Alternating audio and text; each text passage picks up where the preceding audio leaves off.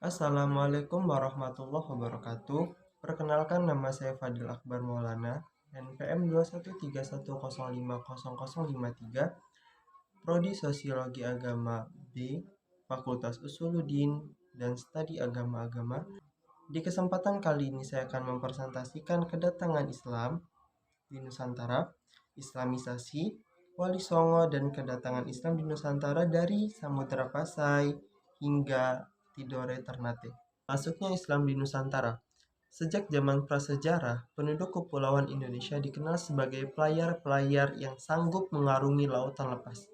Sejak awal Masehi, sudah ada rute-rute pelayaran dan perdagangan antara kepulauan Indonesia dengan berbagai daerah di daratan Asia Tenggara. Wilayah Barat Nusantara dan sekitar Malaka sejak masa kuno merupakan wilayah yang menjadi titik perhatian, terutama karena hasil bumi yang dijual di sana menarik bagi para pedagang dan menjadi daerah lintas penting antara Cina dan India. Sementara itu, pala dan cengkeh yang berasal dari Maluku dipasarkan di Jawa dan Sumatera, kemudian dijual kembali pada pedagang asing. Selanjutnya, teori-teori tentang masuknya Islam ke Nusantara. Ada 4 teori. Yang pertama teori Mekah, yang kedua teori Gujarat, yang ketiga Persia, dan yang keempat Cina. Baiklah, kita masuk ke teori yang pertama adalah teori Mekah. Mengapa dikatakan dengan teori Mekah? Karena masuknya Islam ke Indonesia adalah langsung dari Mekah atau Arab. Proses ini berlangsung pada abad pertengahan Hijriyah atau 7 Masehi.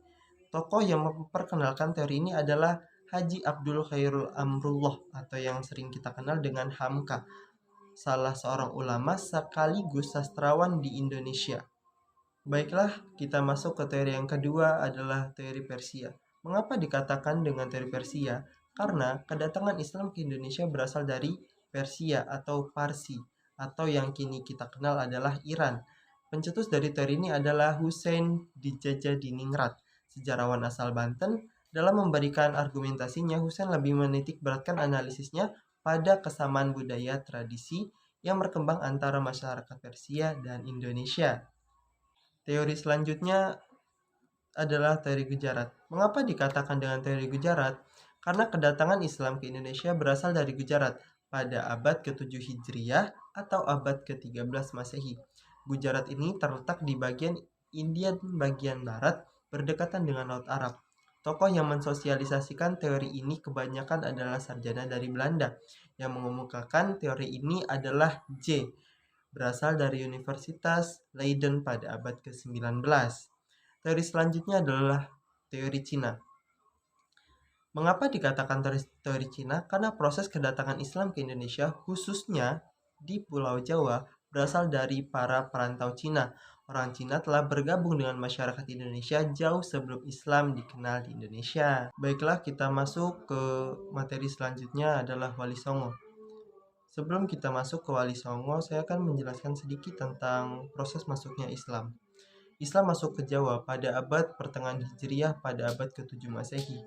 Namun prosesnya Islamisasi secara masif terjadi setelah berdirinya kerajaan Islam di Demak, Jawa Tengah pada abad ke-15 tahun 1475 Masehi dan didukung oleh para dai karismatik yang dikenal sebagai Wali Songo. Baiklah, kita akan masuk ke pembahasan selanjutnya Wali Songo. Wali Songo atau Sembilan Wali merupakan tokoh pembawa Islam di tanah Jawa. Secara harfiah, wali dikatakan wakil, sedangkan Songo dalam bahasa Jawa artinya 9. Mereka menyebarkan Islam di berbagai daerah Pulau Jawa dengan cara dan pendekatan tertentu dan memiliki pola yang berbeda-beda. Baiklah, kita masuk dengan Sunan Gresik. Sunan Gresik atau Malik Ibrahim menyebarkan Islam di wilayah Gresik, Jawa Timur. Salah satu tokoh 9 Wali Songo ini berdakwah dengan cara berbaur dalam pergaulan masyarakat sekitar. Yang kedua, Sunan Ampel. Sunan Ampel, putra Syekh Ibrahim As-Samarkandi, adalah tokoh 9 Wali Songo yang tertua berperan besar dalam perkembangan dakwah Islam di Jawa dan ditempatkan di Nusantara. Yang ketiga, Sunan Giri. Sunan Giri adalah putra Syekh Malik Ishak, adalah tokoh Wali Songo yang berkedudukan sebagai raja, sekaligus guru suci. Ia memiliki peran penting dalam perkembangan dakwah Islam di Nusantara dengan memanfaatkan kekuasaan, dan jalur perniagaan. Yang keempat adalah Sunan Bonang. Sunan Bonang adalah putra Sunan Ampel dari pernikahan dengan Nyi Ageng Manila Putri Arya Teja, Bupati Tuban. Sunan Bonang dikenal sebagai tokoh 9 wali Songo yang ulung dalam berdakwah dan menguasai ilmu fikih, usuluddin, tasawuf, seni, sastra, arsitektur, dan berbagai ilmu kesaktian. Yang kelima adalah Sunan Kalijaga. Sunan Kalijaga adalah putra Tumanggung Wilatikta, Bupati Tuban. Sunan Kalijaga dikenal sebagai tokoh 9 wali Songo yang menyebarkan dakwah Islam melalui seni dan budaya. Yang kayak tadi disebutin, jadi Sunan Kalijaga ini mahir dalam permainan wayang gitu, oke. Yang selanjutnya Sunan Gunung Jati. Sunan Gunung Jati adalah putra Sultan Hud yang berkuasa di wilayah Bani Israel yang masuk wilayah Mesir. Sunan Gunung Jati dikenal sebagai tokoh 9 wali Songo, menurunkan sultan-sultan Banten dan Cirebon. Strategi dakwah yang dijalankan Sunan Gunung Jati adalah memperkuat kedudukan politis sekaligus memperluas hubungan dengan tokoh-tokoh berpengaruh di Cirebon, Banten, Demak melalui pernikahan. Yang ketujuh, Sunan Derajat. Sunan Derajat adalah putra Sunan Ampel dan adik dari Sunan Bonang. Sunan Derajat dikenal sebagai tokoh 9 wali Songo yang memperkembangkan dakwah Islam melalui pendidikan akhlak bagi masyarakat. Yang ke-8, Sunan Kudus. Sunan Kudus adalah putra Sunan Ngudung. Sunan Kudus dikenal sebagai tokoh wali Songo yang tegas dalam menegakkan syariat. Sama seperti wali yang lain, Sunan Kudus dalam berdakwah berusaha mendekati masyarakat, menyalami serta memahami kebutuhan apa yang diharapkan oleh masyarakat. Yang ke-9, Sunan Muria. Sunan Muria adalah putra Sunan Kalijaga. Sunan Muria merupakan tokoh 9 wali Songo yang paling muda usianya. Sebagaimana Sunan Kalijaga, Sunan Muria ini berdakwah melalui jalur budaya. Dan itulah tadi pengenalan 9 wali Songo. Kajian Islam di Nusantara dari Samudra Pasai hingga Ternate dan Tidore. Baiklah, kita masuk ke Kerajaan Samudra Pasai. Kerajaan Islam Samudra Pasai terletak di pantai timur Sumatera, tepatnya di antara Sungai Jambu Air dengan Sungai Pasai di Aceh Utara.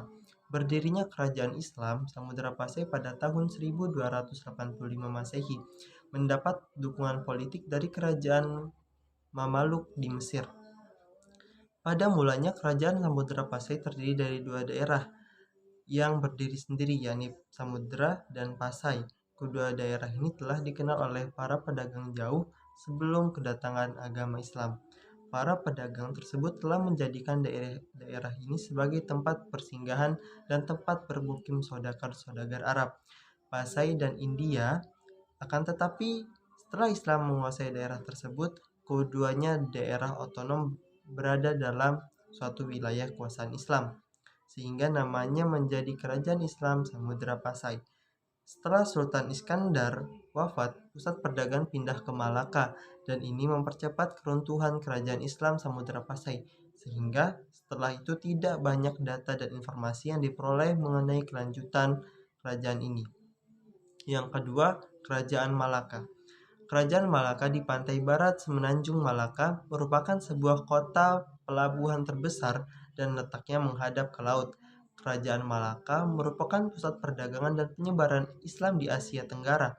Penyebaran Kerajaan Malaka ini berbagai bidang dikarenakan oleh proses dan letaknya strategis dalam aktivitas pelayaran dan perdagangan pada masa itu. Yang ketiga, Kerajaan Islam Aceh. Kerajaan Islam Aceh didirikan oleh Sultan Ali Muqayyad Shah pada tahun 1513 Masehi. Untuk memperkuat posisinya di dunia Islam, Sultan Ali Muqayyad Shah menjalankan hubungan diplomatik dengan negara-negara Arab. Sebagai negara Islam, Aceh segera menjalin hubungan persahabatan dengan negeri Islam di India, Arab, Turki, dan Kepulauan Indonesia sendiri. Tujuannya adalah untuk memperkuat hubungan dan menjaga persatuan sesama umat Islam. Perluasan wilayah ini berdampak pada penyebaran Islam di daerah yang menjadi taklukan Kesultanan Aceh, di kota-kota pelabuhan seperti Singkel, Barus, Paramayan, Tikau, dan Indrapura. Dan disitulah agama Islam tersebar. Kerajaan Ternate. Kerajaan Ternate merupakan salah satu kerajaan Islam yang berada di Maluku ketika didirikan oleh Bab Masyhur Malamo pada tahun 1257 Masehi. Kesultanan yang dulunya bernama Gapi ini belum bercorak Islam. Seorang mubalik dari Jawa membawa Islam ke Maluku adalah Dato' Maulana Husain yang aslinya dari Minangkabau.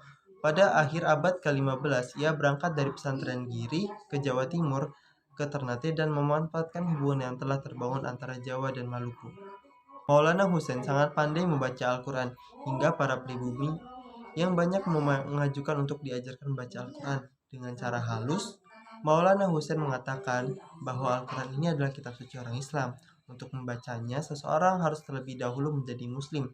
Orang-orang Ternate yang tidak keberatan akan hal itu, dan sejak itulah mereka berbondong-bondong untuk memeluk agama Islam.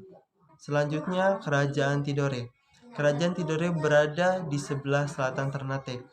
Pada zaman pra-Islam, Raja-Raja Tidore secara turun-temurun menganut aliran animisme atau dikenal dengan agama Syam. Raja Tidore yang pertama adalah Syahdati alias Muhammad Naqol yang naik tahta sekitar tahun 1081. Menurut catatan Portugis, Islam masuk pertama kali ke Tidore sekitar 1471 Masehi. Dan yang terakhir adalah Kerajaan Guatalo. Salah satu kerajaan yang ada di Sulawesi Selatan adalah Guatalo. Keduanya membentuk persekutuan pada tahun 1528 hingga melahirkan yang lebih dikenal dengan sebutan Kerajaan Goa dan Talo atau Kerajaan Makassar. Kerajaan Guatalo terkenal dengan pemerintahan Sultan Hasanuddin. Ia berhasil memperluas pengaruh Kerajaan Makassar sampai ke Matos, Bulukumba, Mondar, Sulawesi Utara, Luwu, Buton, Selayar, Sumbawa, dan Lombok. Hasanuddin juga berhasil mengembangkan pelabuhannya menjadi bandar transito di Indonesia bagian timur pada waktu itu. Hasanuddin mendapat julukan ayam jantan dari timur karena keberaniannya dan semangat juangnya.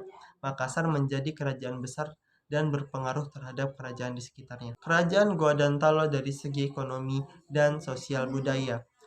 Kerajaan Guatalo merupakan kerajaan maritim dan kemudian berkembang menjadi pusat perdagangan. Dengan kondisi letaknya strategis hingga memiliki pelabuhan yang baik, Guatalo berkembang menjadi pelabuhan internasional yang banyak disinggahi oleh pedagang-pedagang asing, seperti yang pedagang berasal dari Portugis, Inggris, Denmark, dan banyak lagi. Pedagang dan juga pelayaran yang berada di Makassar diatur berdasarkan hukum niaga atau yang disebut dengan Ade Aloping Loping Bicarana Pabalue. Peraturan yang telah dibuat tersebut membuat perdagangan yang ada di wilayah Makassar menjadi teratur dan juga mengalami perkembangan yang sangat pesat. Baiklah, itulah tadi hasil presentasi dari saya. Kurang lebihnya saya mohon maaf dan kepada Allah saya mohon ampun. Saya akhiri, wabillahi taufiq wal hidayah. Wassalamualaikum warahmatullahi wabarakatuh. Ya, bye bye.